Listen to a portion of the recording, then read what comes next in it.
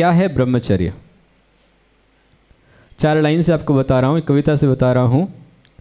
क्रोध पर विजय है ब्रह्मचर्य,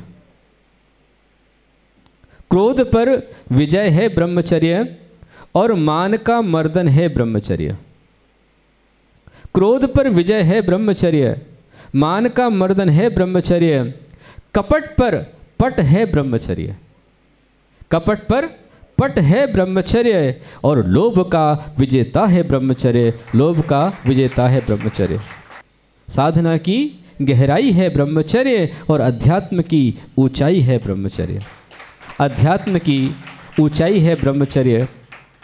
महापाप से बचाता है ब्रह्मचर्य, महापाप से बचाता है ब्रह्मचर्य, और आत्मा को परमात्मा बनाता है ब्रह्मचर्य, आत्मा को परमात्मा बनाता है ब्रह्मचर्य।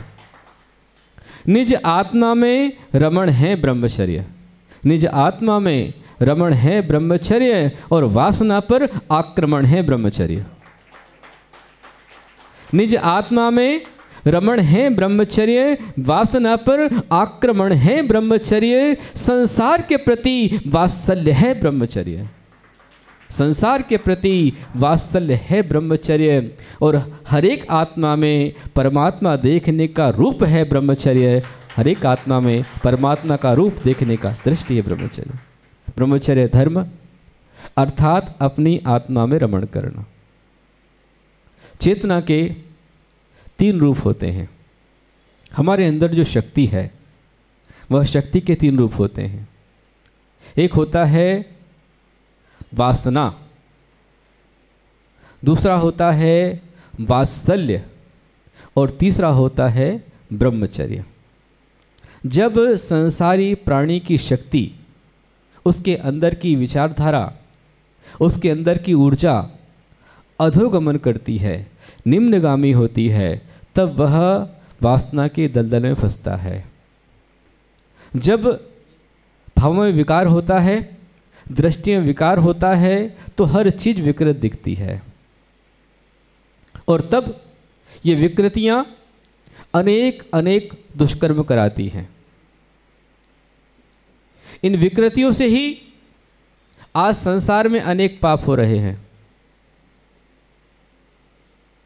और जब इस चेतना की पवित्रता आती है, ऊर्जा का रूपांतरण होता है, इस चेतना का अधोगमन से हट करके ऊर्ध्वारोहण होता है, ऊपर की ओर भावनाएं जगती है। जिस समय इंसान की, जीव की, आत्मा की कुंडलिनी शक्ति जागृत होती है, उसकी जागृति से, उसके ऊर्ध्वारोहण से फिर वात्सल्य भाव पैदा होता है। जब एक पुरुष में वात्सल्य आता है तो पुरुष पुरुष ना होकर के पिता बन जाता है, और जब एक स्त्री में वात्सल्य आता है तो वात्सल्य से स्त्री ना होकर के वह माता बन जाती है। जब पुरुष में विकार होता है तो पुरुष पुरुष नहीं कापुरुष होता है, और विकार से ग्रस्त स्त्री कुमाता होती है। पर वही जब वात्सल्य भाव में आ जाती है तो वह अपने बच्चे की मां बन जाती है, और जब वात्सल्य आता है तभी मां के स्तन में दूध आता है। परंतु जब प्राणी मात्र के प्रति एक प्रेम भाव पैदा होता है, विकार समाप्त हो जाते हैं, हर एक आत्मा में उन्हें परमात्मा दिखाई देता है। सब्वे शुद्धाहु शुद्धनया, ये भावना जब जग जाती है, जिस समय ये भावना पूरी होती है तब तो ब्रह्मचर्य महाव्रत आता है। पर यह भावना जब आंशिक रूप में रहती है तब भी ब्रह्मचर्य अणुव्रत आता है। ब्रह्मचर्य अणुव्रत यह भी बहुत बड़ा व्रत है। अणुव्रत मतलब क्या कि अपनी, जैसे जब तक शादी ना हो तब तक का ब्रह्मचर्य कहलाता है ब्रह्मचर्य अणुव्रत। ये बच्चों के लिए होता है, विद्यार्थी आश्रम होता है।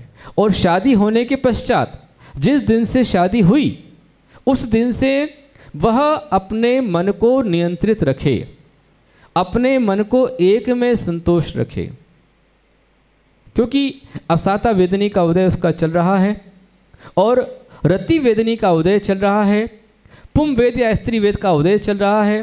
इन वेदनाओं के उदय में व्यक्ति के अंदर संसार में एक दूसरे पर रमण करने की भावनाएं बनती हैं, तो वह भी अपने में नियंत्रण। इसका नाम है ब्रह्मचर्य अणुव्रत, कि अपनी पत्नी अपने पति में संतोष रखे। अपने पति को छोड़ करके एक बार जिस पति का वर्ण कर लिया, वो चाहे जैसा भी हो, अच्छा हो बुरा हो, वह अपनी भावनाओं से, अपने शील से, अपने सदाचार से, अपने कर्तव्य से वह अपने बुरे पति को भी अच्छा पति बना लेती है। समझदार, सदाचारवान और श्रेष्ठ स्त्री वो होती है कि जो अपनी कलाओं से, अपनी विद्याओं से, अपनी प्रतिभाओं से, अपनी सद्भावनाओं से, अपने सद्विचार से अपने पति का हृदय परिवर्तन कर दे। वो आदर्श पत्नी है। जो अपने पति को वासनाओं की दलदल से निकाल दे, विषयों की दलदल से निकाल दे, वह स्त्री अपने आप में इतनी सक्षम हो, इतनी सक्षम हो कि उसके पति का मन किसी और जाए ही नहीं।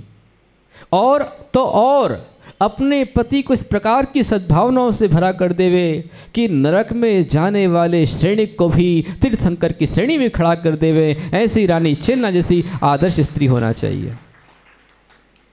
रानी चेलना ने जो सैनिक 7 नरक की आयु का बंद कर चुका था, ऐसे नरक की गामी सैनिक को इतना पश्चाताप से भर दिया, इतना परिवर्तन करा दिया कि वह पश्चाताप करते, प्रायश्चित करते हुए, अपनी गलती का खेद करते हुए 7 नरक की आयु से कम होते होते होते होते वह 84,000 वर्ष तक की आयु तक आ गया। मात्र इतना ही नहीं, इतनी भावना चेलना ने सैनिक के अंदर भर दी कि वह तीर्थंकर भगवान महावीर स्वामी का प्रमुख श्रोता बना। उनके समूह शरण में गया, उनके पास जाकर के 60,000 प्रश्न उसने पूछे। मात्र इतना ही नहीं, बल्कि भगवान के समूह शरण में जाकर के उसने 16 कारण भावनाओं का चिंतन किया और तीर्थंकर जैसी महान प्रकृति का बंध कर लिया। आगे वाली 24वीं में पहले तीर्थंकर व श्रेणिक महापद्म होंगे। यदि श्रेणिक से तीर्थंकर बनाने वाली है तो वह उसकी पत्नी, उसकी अर्धांगिनी रानी चेलना है, जिसने अपने पति का इतना बड़ा परिवर्तन कर दिया। ऐसी ही हर एक स्त्री को होना चाहिए और ऐसा ही हर एक पुरुष को होना चाहिए। पुरुष भी इतना दृढ़ होना चाहिए कि उसे अपनी पत्नी के अंदर ही सब कुछ दिखलाई देना चाहिए। अपनी पत्नी को छोड़ करके अन्य किसी स्त्री के प्रति मनोविकार उसके नहीं आवे। अपनी पत्नी को छोड़ करके संसार की सारी स्त्रियां उसके लिए माता, बहन और पुत्री के समान होती है। ऐसा पुरुष नहीं होता है। पुरुषों में न रत्न श्रेष्ठ आदर्श होता है और देवताओं के द्वारा उसकी पूजा होती है। सेठ सुदर्शन इसके उदाहरण हैं। अभी सोने का समय नहीं है, जागो। सेठ सुदर्शन इसके उदाहरण थे। जय कुमार इसके उदाहरण हैं। अनेक हमारे यहां महापुरुष हो चुके हैं। कल आपने जो दृष्टांत सुना था, ध्यान किया था, मर्यादा पुरुषोत्तम राम इसके उदाहरण हैं। जम्बू स्वामी इसके उदाहरण हैं। जम्बू स्वामी ने ऐसा ब्रह्मचर्य धारण किया। वे तो शादी ही नहीं करना चाहते थे, लेकिन पहले की कुछ परंपराएं थी। 8-9 मित्र थे। उन मित्रों में आपस में एक संबंध हुआ कि हमारे आपस में जिसके यहाँ पर भी बेटा होगा और जिसके यहाँ पर बेटी होगी तो हम और आपस संबंधी बन जाएंगे। इस प्रकार की भावनाएं उन लोगों ने भाई। और जम्बू कुमार के पिता और उनके और 8 मित्र, उनकी भावनाएं भाई और भावनाओं से एक जम्बू कुमार हुए।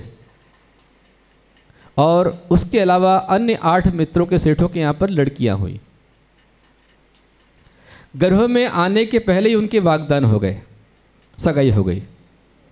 लेकिन जम्बू स्वामी वह बचपन से ही वैरागी थे। बचपन से उनके अंदर वीतरागता थी, उनके अंदर कोई विकार नहीं थे। इसलिए उन्होंने माता पिता से मना कर दिया कि मैं शादी नहीं करूंगा। माँ ने खूब समझाया, पिता ने खूब समझाया, नहीं माने। तो पिता ने अपने मित्रों से कहा कि भाई आप अपनी बेटियों का विवाह कहीं और कर दीजिए, हमारे बेटे ने संकल्प किया है, वो तो ब्रह्मचारी बन रहा है, वो साधु बन रहा है, इसलिए हम आपकी शादी नहीं करवा पाएंगे। तो उन 8 लड़कियों ने, वे 8 लड़कियां बहुत ही सर्वांग सुंदरी थी, शीलवान, संस्कारवान थी। उन्होंने कहा कि हमने भी बचपन से घर में सुना है, इसलिए उसको ही जब समझ आई है, बुद्धि आई है, उस समय से हमने जम्बू स्वामी को ही पति के रूप में वर्ण किया है। इसलिए हमारी इच्छा है, हमारी भावना है कि एक बार उनसे विवाह करा दिया जाए। सिर्फ एक दिन, एक रात का विवाह। यदि वह एक रात के विवाह के पश्चात घर में रुक गए तो हम उनके साथ पत्नी सुख ग्रहण करेंगे, और यदि वह चले गए तो भी हमें गम नहीं, हमने उनको पति बनाया है, वही हमारे पति हैं। और उन 8 कन्याओं को अपने रूप पर, अपने सौंदर्य पर इतना विश्वास था कि हम जम्बू स्वामी का मन पलट देंगे। और जम्बू स्वामी परम वीतरागी, परम वैरागी, उन्होंने माता पिता की लाज रखने के लिए, बात रखने के लिए एक दिन के लिए शादी कर ली। माता और पिता बाहर कान लगाए कमरे के बाहर खड़े हैं कि वह घड़ी आए कि हमारा बेटा संसार में रम जाए। हर गृहस्थ यही चाहता है। बहुत बहुत विरले होते हैं वो माता पिता जो अपने बच्चों को मोक्ष मार्ग में आगे जाने से नहीं रोकते हैं। उसमें एक मेरे पिता जिन्होंने जन्म दिया, जिस समय मैंने ब्रह्मचर्य की भावना भाई, तो प्रत्यक्ष या परोक्ष कहीं पर भी एक पल के लिए भी कभी उन्होंने मेरे मोक्ष मार्ग में जाने का विरोध नहीं किया। इसलिए जब उनका अंत समय आया, स्वास्थ्य खराब था, शुगर बढ़ गई, गैंग्रीन हो गया, हॉस्पिटल में एडमिट थे, लेकिन जब लगा कि मेरा समय आ गया है, उस समय ही उन्होंने वहीं पर ही अपनी नलियाँ सारी निकाल दी, वहीं हॉस्पिटल के अंदर ही कपड़े वपड़े सारे निकाल करके और दिगंबर होकर के बैठ गए और साधना करते नमस्कार पढ़ते पढ़ते समाधि मरण कर लिया। कभी माता पिता अपने बच्चों को मोक्ष मार्ग जाने से न रोकते हैं, अंतराय का बंद होता है। वह धन्य है, सौभाग्यवती, जिसने अपने मन को दृढ़ किया है और आज सबके बीच अपने पति को प्रोत्साहित किया है कि आप जा रहे हैं तो मोक्ष मार्ग पर जाइए, मैं आपका मार्ग प्रशस्त करती हूँ। ये वीरांगना है, ये वीरता है, ये पराक्रम है। उस वीर का पराक्रम है कि मुझे अब संसार में नहीं रमना है, मोक्ष मार्ग पर ही चलना है, ये दृढ़ भावना है। और साथ में वो पत्नी और वो बच्चे धन्य हैं कि जिन्होंने कहा कि जाइए हम आपके साथ में, आपको हम प्रोत्साहित करते हैं, आपका अनुमोदन करते हैं। ऐसा परिवार आदर्श परिवार, श्रेष्ठ परिवार। उन 8 पत्नियों ने शादी हो गई। इसलिए विवाह के पश्चात जब सुहाग रात थी, तब उस कमरे के अंदर 8 स्त्रियां, उनकी पत्नियां और जम्बू स्वामी निर्विकार बैठे हुए हैं कि मुझे सुबह होते ही दीक्षा लेनी है। और 8 उनकी पत्नियों ने जिस प्रकार से भी हो सकता है, साम दाम दंड भेद, जो भी अपनी क्रिया चरित्र होता है, स्त्री और कर्तव्य होते हैं, सब प्रकार से उन्होंने किया, परंतु वे जम्बू स्वामी के मन को पलट नहीं पाई। और उनमें आपस में चर्चा चल रही है। उनकी पत्नियां जम्बू स्वामी को समझा रही हैं और जम्बू स्वामी उन्हें समझा रहे हैं। उस समय ही बाहर माता पिता बैठे हुए हैं कि हमारा बेटा अब तो मान जाएगा। उस समय ही उनके घर में एक चोर आया जिसका नाम था विद्युत चोर। वह चोर आया और बैठा है छिप करके कि ये दोनों सेठ सेठानी छुप जाएं, सो जाएं तो मैं चोरी कर लूं। परंतु 2-3 घंटे हो गए, माँ दुखी है, आंसू बहा रही है, सो नहीं रही है। तो विद्युत चोर ने जाकर के पूछ लिया, क्या बात है, आप क्यों रो रहे हैं? बोले तू कौन है? बोले मैं तो चोर हूँ। क्यों आया है? चोरी करने आया हूँ। बोले ले जा सब, मुझे कुछ नहीं चाहिए। बोले ऐसा क्यों? बोले मेरा बेटा तो कल दीक्षा ले रहा है, वो दीक्षा लेने वाला है, क्या करूँगा इस संपदा का, क्या करूँगी इस संपत्ति का, सब ले जा। अरे ऐसा कैसे हो सकता है? विद्युत चोर ने कहा ऐसा होता है? अरे देखो मेरा बेटा अभी मात्र जो है वह विवाह के योग्य हुआ है और आज ही उसका विवाह हमने कराया है, उसके हाथों की मेहंदी भी नहीं छूटी है, और एक नहीं 8 उसकी पत्नियां हैं, एक से बढ़कर एक सर्वांग सुंदर हैं, पढ़ी लिखी हैं, प्रतिभावान हैं, और इस नगर के बड़े बड़े श्रीमंत सेठों की पुत्रियां हैं, वे सब की सब प्रयास कर रही हैं, लेकिन हमारा बेटा, अरे ऐसा कैसे होता है, चलो मैं जाता हूँ। और विद्युत चोर दरवाज़ा नॉक करता है, वह सभी दरवाज़ा खोलते हैं, विद्युत चोर जाता है और कहता मैं तुम्हारा मामा हूँ, और वह अपने प्रकार से खूब समझाता है, खूब समझाता है। विद्युत चोर समझाता है, 8 पत्नियां समझाती हैं, माता पिता समझाते हैं, लेकिन धन्य है वो जम्बू स्वामी कि किसी के पलटने से नहीं पलटते हैं।